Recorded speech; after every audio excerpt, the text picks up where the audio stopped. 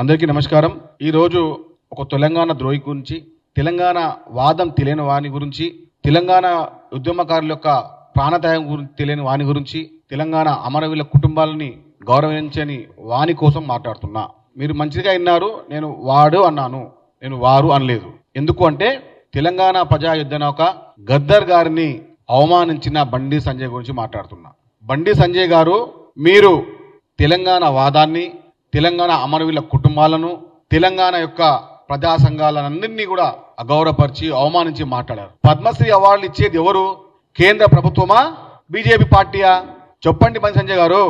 పద్మశ్రీ అవార్డులు, పద్మభూషణ్, పద్మవిభూషణ్ అవార్డు ఇచ్చేది ఎవరు?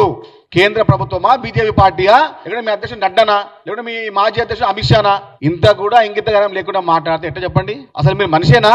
సేవా రంగంలో, కళారంగంలో, సాహిత్య రంగంలో, వైద్య రంగంలో ఎవరైతే సేవ చేస్తారో వారికి ఇస్తారు పద్మశ్రీ అవార్డులు, పద్మభూషణ్, పద్మవిభూషణ్ అవార్డులు ఇస్తారు. మీకు తెలియకపోతే తెలుసుకోండి. బీజేపీ పార్టీ ఇవ్వదు, బీజేపీ అధ్యక్షుడు ఇవ్వడు అవార్డులు.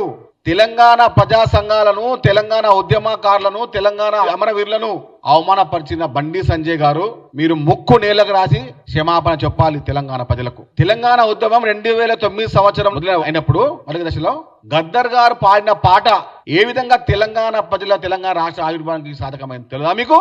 అసలు మీరేంది? ఇంకా మీరు కరీంనగర్ కార్పొరేటర్ అనుకుంటారా మీరు? అరే ఆ పక్కన ఉన్న వాళ్ళని చెప్పండి అమ్మా, ఆయన కేంద్ర మంత్రి అని చెప్పి. ఆ పక్కన ఇద్దరు ఉన్నారు దిష్టి బొమ్మలు, అది మీరేం చెప్పండి ఆయన కేంద్ర మంత్రి ఉండని చెప్పి. అసలు సిగ్గులేదు అసలు బండి సంజయ్ గారు మీకు? అసలు మనిషినా మీరు? మానవత్వం లేదా మీకు? అసలు నక్సలెట్ అంటారా? మీ పార్టీ పార్లమెంట్ సభ్యుడు ఈటల రాజేందర్ నక్సలెట్ కాదా? తూల ఉమ గారు నక్సలెట్ కాదా? నాకు చిన్న డౌట్ ఉంది సంజయ్ గారి పైన.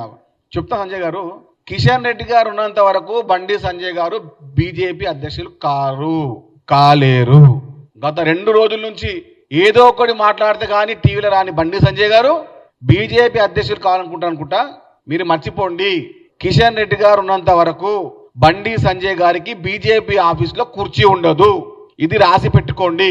కాంగ్రెస్ పార్టీ నుంచి వచ్చినటువంటి డికే అర్ర గారికి కుర్చీ ఉంది, కాంగ్రెస్ పార్టీ వచ్చినటువంటి ఏలేటి మహేశ్వర రెడ్డి గారికి కుర్చీ ఉంది, నాకు కుర్చీ లేదని చెప్పి గత వారం నుంచి శోభతో, అసూయతో, బాధతో, ఇంకెన్ని రకాల రోగాలు వాటన్నిటితో బండి సంజయ్ గారు సతమతం అవుతున్నారు.